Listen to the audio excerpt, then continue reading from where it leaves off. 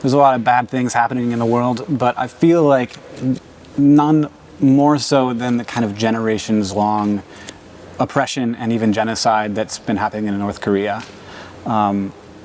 We recently, implemented new sanctions against North Korea because of a cyber attack against us.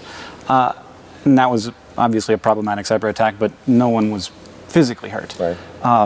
I was surprised to find that there were any sanctions that we could sanction that hadn't been sanctioned yet. Like how was there anything left? And I feel like as the strongest nation in the world, it feels wrong that such injustice could exist in the world. Look, North Korea is the most isolated, the most sanctioned, the most cut off nation on earth. And the kind of authoritarianism that exists there, you almost can't duplicate anywhere else. It's brutal and it's oppressive, and as a consequence, the country can't really even feed its own people.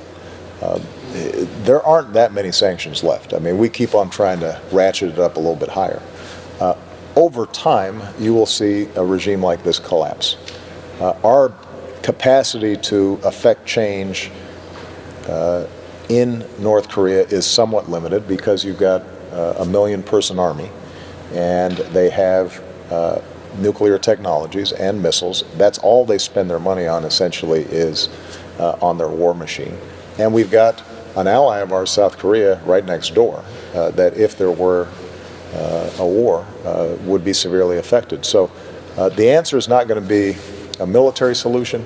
We will keep on ratcheting the pressure, but part of what's happening is the environment that we're speaking in today, the internet, over time is going to be penetrating that country, and it is very hard to sustain that kind of brutal authoritarian regime in this modern world. Information ends up seeping in over time and bringing about change, and that's something that we are constantly looking for ways to accelerate.